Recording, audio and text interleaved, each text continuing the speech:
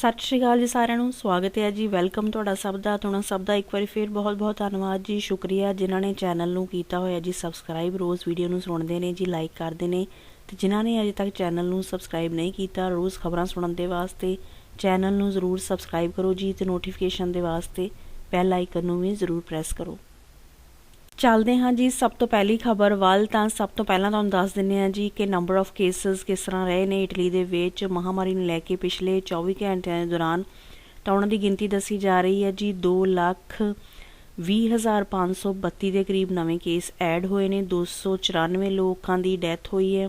ਤੇ ਜਿਹੜੇ number of test ਕੀਤੇ ਗਏ ਸੀਗੇ ਉਹਨਾਂ ਦੀ ਗਿਣਤੀ ਸੀਗੀ ਲਗਭਗ 13,75,000 ਦੇ ਕਰੀਬ ਟੈਸਟ ਕੀਤੇ ਗਏ ਨੇ। ਤੇ ਜਿਸ ਪਰਸੈਂਟੇਜ ਦੇ ਨਾਲ ਕੇਸ ਐਡ ਹੋਏ ਨੇ ਪਰਸੈਂਟੇਜ ਲਗਭਗ 16 ਦੇ ਕਰੀਬ ਬਿਆਨ ਕੀਤੀ ਗਈ ਹੈ ਜੀ ਪਿਛਲੇ 24 ਘੰਟਿਆਂ ਦੌਰਾਨ ਇੱਥੇ ਇਟਲੀ ਦੇ ਵਿੱਚ। ਪਰ ਹੁਣ ਇਸ ਗੱਲ 'ਤੇ ਵੀ ਡਿਸਕਸ਼ਨ ਹੋਣ ਲੱਗ ਪਈ ਹੈ ਜੀ ਮਿਨਿਸਟਰਸ ਦੇ ਵਿੱਚ ਕਿ ਜਿਸ ਤਰ੍ਹਾਂ ਡੇਲੀ ਬੇਸਿਸ ਦੇ ਉੱਤੇ ਹੀ ਰੋਜ਼ ਜਿਹੜੀ ਰਿਪੋਰਟ ਹੈ ਜੀ ਜਾਰੀ ਕੀਤੀ ਜਾਂਦੀ ਹੈ ਕਿ ਕਿਸ ਤਰ੍ਹਾਂ ਰਹੀ ਹੈ ਜੀ ਸਿਚੁਏਸ਼ਨ ਮਹਾਮਾਰੀ ਨੂੰ ਲੈ ਕੇ, ਨੰਬਰ ਆਫ ਕੇਸਿਸ ਕਿਸ ਤਰ੍ਹਾਂ ਰਹੇ ਨੇ। ਪਰ ਹੁਣ ਜਿਹੜੇ ਹੈਲਥ ਮਿਨਿਸਟਰ ਜੀ ਹੈਗੇ ਆ ਤੇ ਨਾਲ ਜਿਹੜੇ ਐਕਸਪਰਟਸ ਨੇ, ਕਾਫੀ ਮੰਤਰੀ ਇਹਦੇ ਵਿੱਚ ਸਭ ਦੇ ਨਾਲ ਡੀਲ ਕਰਦੇ ਪਏ ਨੇ ਜੀ ਮਹਾਮਾਰੀ ਦੇ ਨਾਲ। ਉਹਨਾਂ ਦੇ ਮੁਤਾਬਕ ਜਿਹੜੀ ਇਨਫੋਰਮੇਸ਼ਨ ਹੈ ਜੀ ਉਹ ਹਫ਼ਤੇ ਦੇ ਬਾਅਦ ਰਿਲੀਜ਼ ਕਰਨੀ ਚਾਹੀਦੀ ਹੈ। ਇਸ ਤਰ੍ਹਾਂ ਦੱਸਿਆ ਜਾ ਰਿਹਾ ਹੈ ਕਿ ਹੁਣ ਜਿਹੜੇ ਮੈਂਬਰਸ ਹੈ ਜੀ CTS ਦੇ ਉਹਨਾਂ ਦੇ ਨਾਲ ਵੀ ਸਲਾਹ ਮੁਸ਼ਾਰਾ ਕੀਤਾ ਜਾਏਗਾ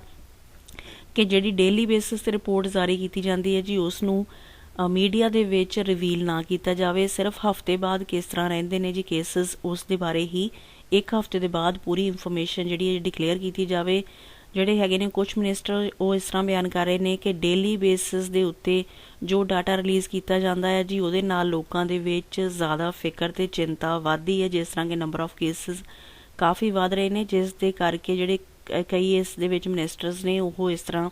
ਚਾਹੁੰਦੇ ਨੇ ਕਿ ਇੱਕ ਹਫ਼ਤੇ ਦੇ ਬਾਅਦ ਜਿਹੜੀ ਇਨਫੋਰਮੇਸ਼ਨ ਹੈ ਜੀ ਉਹਨੂੰ ਰਿਲੀਜ਼ ਕੀਤਾ ਜਾਵੇ ਕਿ ਮਹਾਮਾਰੀ ਦੀ ਸਿਚੁਏਸ਼ਨ ਕਿਸ ਤਰ੍ਹਾਂ ਰਹੀ ਹੈ ਜੀ ਕੰਟਰੀ ਦੇ ਵਿੱਚ। ਮਤਲਬ ਕਿ ਜਿਹੜਾ ਡਿਸੀਜ਼ਨ ਹੈ ਜੀ ਉਹ ਇਸ ਤਰ੍ਹਾਂ ਦਾ ਆ ਸਕਦਾ ਹੈ ਕਿ ਡੇਲੀ ਬੇਸਿਸ ਦੇ ਉੱਤੇ ਜਿਹੜਾ ਡਾਟਾ ਹੈ ਜੀ ਮਹਾਮਾਰੀ ਦਾ ਉਹ ਰਿਲੀਜ਼ ਨਹੀਂ ਕੀਤਾ ਜਾਏਗਾ ਕਿ ਕੰਟਰੀ ਦੇ ਵਿੱਚ ਕਿਸ ਤਰ੍ਹਾਂ ਰਿਹਾ ਹੈ,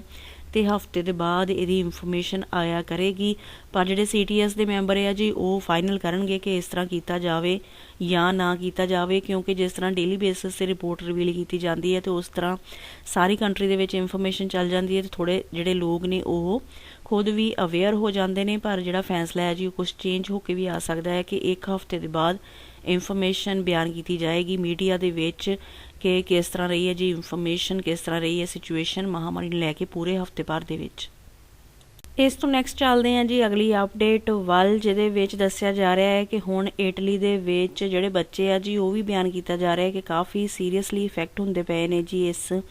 ਮਹਾਮਾਰੀ ਤੋਂ। ਲਗਭਗ 268 ਦੇ ਕਰੀਬ ਬੱਚੇ ਨੇ ਜਿਨ੍ਹਾਂ ਦੀ ਉਮਰ 19 ਸਾਲ ਤੋਂ ਥੱਲੇ ਹੈ, ਪਰ ਇੰਟੈਂਸਿਵ ਕੇਅਰ ਯੂਨਿਟ ਦੇ ਵਿੱਚ ਵੀ ਭਰਤੀ ਕਰਵਾਉਣ ਦੀ ਲੋੜ ਪਈ ਹੈ ਜੀ ਇਹਨਾਂ ਬੱਚਿਆਂ ਨੂੰ ਜਿਹੜੇ ਕਿ ਮਹਾਮਾਰੀ ਤੋਂ ਪੀੜਿਤ ਹੋਏ ਨੇ। ਇਸ ਦੇ ਵਿੱਚ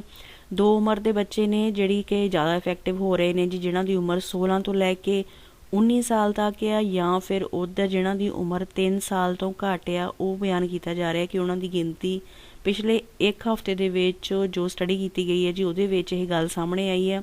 ਕਿ ਜਿਹੜਾ ਬੱਚਿਆਂ ਦੀ ਉਮਰ 16 ਤੋਂ ਲੈ ਕੇ 19 ਸਾਲ ਤੱਕ ਆ, ਜਾਂ ਫਿਰ ਜਿਹੜੇ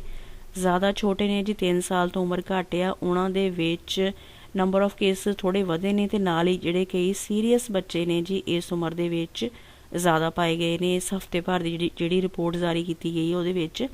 ਇਸ ਤਰ੍ਹਾਂ ਇਨਫੋਰਮੇਸ਼ਨ ਸਾਹਮਣੇ ਆਈ ਹੈ। ਇਸ ਤੋਂ ਨੈਕਸਟ ਜਿਹੜੀ ਅਗਲੀ ਖਬਰ ਆ ਰਹੀ ਹੈ ਜੀ ਉਹ ਆ ਰਹੀ ਹੈ ਜੀ ਇਟਲੀ ਦੇ ਪੈਚਾਂਸਾ ਏਰੀਏ ਦੇ ਵਿੱਚ। ਬਿਆਨ ਕੀਤਾ ਜਾ ਰਿਹਾ ਹੈ ਕਿ ਇੱਕ ਹਾਦਸਾ ਵਾਪਰਿਆ ਹੈ ਜਿਹਦੇ ਵਿੱਚ 3 ਨੌਜਵਾਨ ਲੜਕਿਆਂ ਦੀ ਜਾਨ ਗਈ ਹੈ ਜੀ, ਇੱਕ ਨੌਜਵਾਨ ਲੜਕੀ ਦੀ ਵੀ ਜਾਨ ਗਈ ਹੈ। ਬਿਆਨ ਕੀਤਾ ਜਾ ਰਿਹਾ ਹੈ ਕਿ ਇੱਕ ਕਾਰ ਦੇ ਵਿੱਚ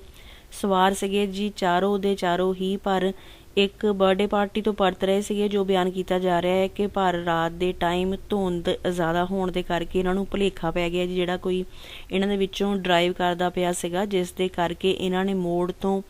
ਜਿਹੜੀ ਕਾਰ ਆ ਜੀ ਮੋੜਨ ਦੀ ਬਜਾਏ ਇੱਕ ਸਿੱਧੀ ਹੀ ਨਦੀ ਦੇ ਵਿੱਚ ਵਾੜ ਦਿੱਤੀ ਹੈ, ਜਿਸ ਦੇ ਕਰਕੇ ਡੁੱਬਣ ਦੇ ਕਰਕੇ ਇਹਨਾਂ ਚਾਰਾਂ ਦੀ ਮੌਤ ਹੋਈ ਹੈ ਜੀ। 3 ਲੜਕੇ ਤੇ 1 ਲੜਕੀ ਇਹਦੇ ਵਿੱਚ ਸ਼ਾਮਿਲ ਦੱਸੀ ਜਾ ਰਹੀ ਹੈ। ਇਸ ਤੋਂ ਨੈਕਸਟ ਚੱਲਦੇ ਹਾਂ ਜੀ ਅਗਲੀ ਖਬਰ ਵੱਲ, ਜਿਹਦੇ ਵਿੱਚ ਇਨਫੋਰਮੇਸ਼ਨ ਬਿਆਨ ਕੀਤੀ ਜਾ ਰਹੀ ਹੈ ਕਿ ਇਟਲੀ ਦੇ ਕਈ ਸਟੇਟਸ ਦੇ ਵਿੱਚ ਸਵਾਈਨ ਫਲੂ ਫੈਲਿਆ ਹੈ ਜੀ। ਜਿਹੜੇ ਜੰਗਲੀ ਸੂਰ ਨੇ ਉਹਨਾਂ ਦੇ ਵਿੱਚ ਬਿਆਨ ਕੀਤਾ ਜਾ ਰਿਹਾ ਹੈ ਕਿ ਕਾਫੀ ਨੰਬਰ ਆਫ ਕੇਸਿਸ ਪਾਏ ਗਏ ਨੇ, ਖਾਸ ਕਰ ਪਾਈਮੌਂਤੇ ਸਟੇਟ ਦੇ ਵਿੱਚ, ਤੇ ਉਸ ਤੋਂ ਬਾਅਦ ਲੈਗੂਰੀਆ ਸਟੇਟ ਦੇ ਵਿੱਚ ਸਵਾਈਨ ਫਲੂ ਤੋਂ ਪੀੜਿਤ ਹੋਏ ਨੇ ਜੀ ਜੰਗਲੀ ਸੂਰ। ਇਸ ਤਰ੍ਹਾਂ ਬਿਆਨ ਕੀਤਾ ਜਾ ਰਿਹਾ ਹੈ ਕਿ ਕਾਫੀ ਜਿਹੜੇ ਜਾਨਵਰ ਆ ਜੀ ਉਹਨਾਂ ਦੀ ਮੌਤ ਹੋਈ ਹੈ ਸਵਾਈਨ ਫਲੂ ਦੇ ਕਰਕੇ, ਜਿਸ ਦੇ ਕਰਕੇ ਜਿੰਨੀਆਂ ਵੀ ਅਥਾਰਟੀਜ਼ ਇਹਦੇ ਨਾਲ ਡੀਲ ਕਰਦੀਆਂ ਨੇ ਜੀ ਇਹਨਾਂ ਦੇ ਨਾਲ ਇਹਨਾਂ ਦਾ ਜਿਹੜਾ ਇਹਨਾਂ ਜਾਨਵਰਾਂ ਦੀ ਜਿੱਥੇ ਵੀ ਕਿਤੇ ਟਰਾਂਸਪੋਰਟੇਸ਼ਨ ਹੁੰਦੀ ਹੈ, ਜੋ ਵੀ ਇਹਨਾਂ ਤੋਂ ਮਟੀਰੀਅਲ ਫਰਦਰ ਬਣਾਇਆ ਜਾਂਦਾ ਹੈ, ਉਹਨਾਂ ਸਭ ਦੇ ਵਾਸਤੇ ਅਲਰਟ ਜਾਰੀ ਕਰ ਦਿੱਤਾ ਗਿਆ ਹੈ, ਕਿਉਂਕਿ 78 ਦੇ ਕਰੀਬ ਨੰਬਰ ਆਫ ਕੇਸਿਸ ਨੇ ਜਿਹੜੇ ਜੰਗਲੀ ਸੂਰਾਂ ਦੇ ਵਿੱਚ ਪਾਏ ਗਏ ਨੇ ਜੀ ਪਰਮੌਂਤੇ ਸਟੇਟ ਦੇ ਵਿੱਚ, ਤੇ ਉਸ ਤੋਂ ਬਾਅਦ ਲਿਗੂਰੀਆ ਸਟੇਟ ਦੇ ਵਿੱਚ ਵੀ ਕੁਛ ਜਿਹੜੇ ਸਵਾਈਨ ਫਲੂ ਦੇ ਕੇਸਿਸ ਮਿਲੇ ਨੇ ਜੀ ਜੰਗਲੀ ਸੂਰਾਂ ਦੇ ਵਿੱਚ,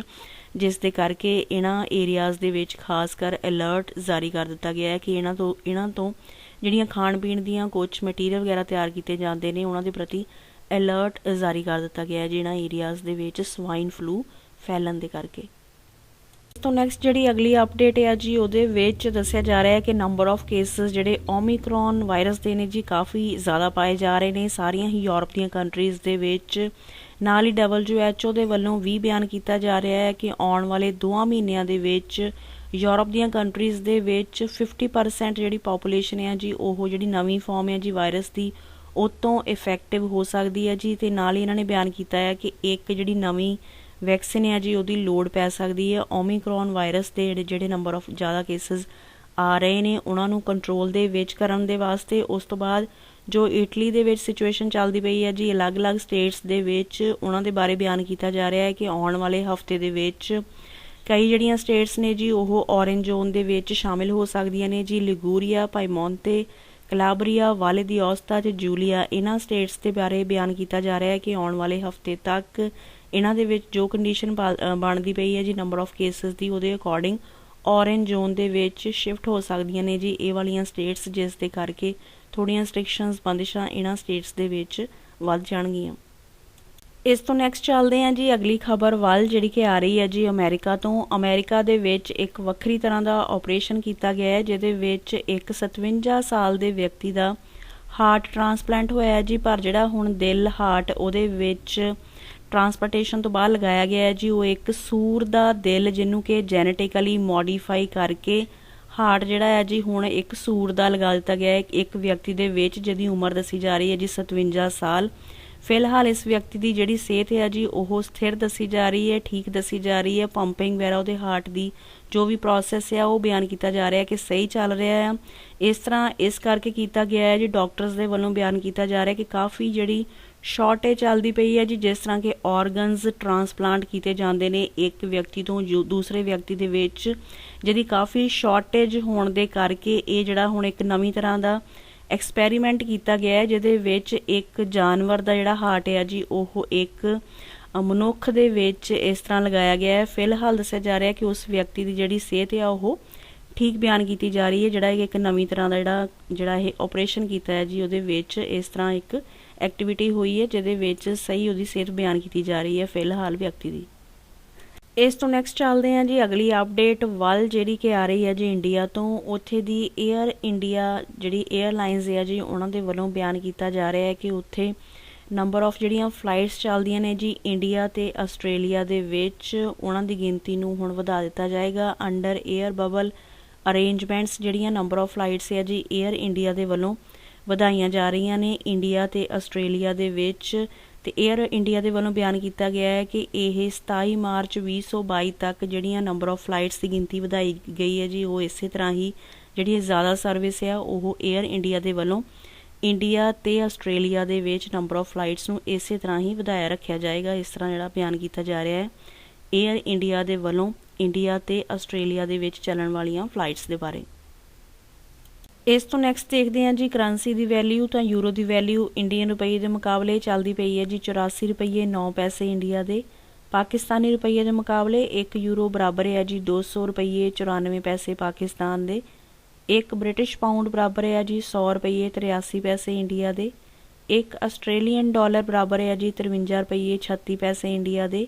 1 ਕੈਨੇਡੀਅਨ ਡਾਲਰ ਬਰਾਬਰ ਹੈ ਜੀ 58 ਰੁਪਏ 90 ਪੈਸੇ ਇੰਡੀਆ ਦੇ। ਤੇ 1 ਨਿਊਜ਼ੀਲੈਂਡ ਡਾਲਰ ਬਰਾਬਰ ਹੈ ਜੀ 50 ਰੁਪਏ 21 ਪੈਸੇ ਇੰਡੀਆ ਦੇ। ਇਹ ਸੀ ਜੀ ਫਿਰ ਕੁਝ ਖਾਸ ਖਬਰਾਂ। ਜੇ ਤੁਹਾਨੂੰ ਨਿਊਜ਼ ਕੰਟੈਂਟ ਠੀਕ ਲੱਗਾ ਤਾਂ ਇੱਕ ਵੀਡੀਓ ਨੂੰ ਲਾਈਕ ਜ਼ਰੂਰ ਕਰੋ, ਤੇ ਜੇ ਤੁਸੀਂ ਅਜੇ ਤੱਕ ਚੈਨਲ ਨੂੰ ਸਬਸਕ੍ਰਾਈਬ ਨਹੀਂ ਕੀਤਾ ਤਾਂ ਰੋਜ਼ ਖਬਰਾਂ ਸੁਣਨ ਦੇ ਵਾਸਤੇ ਚੈਨਲ ਨੂੰ ਜ਼ਰੂਰ ਸਬਸਕ੍ਰਾਈਬ ਕਰੋ ਜੀ। ਠੀਕ ਹੈ ਜੀ, ਆਪਣਾ ਤੇ ਆਪਣੇ ਘਰ ਪਰਿਵਾਰ ਦਾ ਰੱਖੋ ਜੀ ਧਿਆਨ। ਧੰਨਵਾਦ, ਸਤਿ ਸ਼੍ਰੀ ਅਕਾਲ।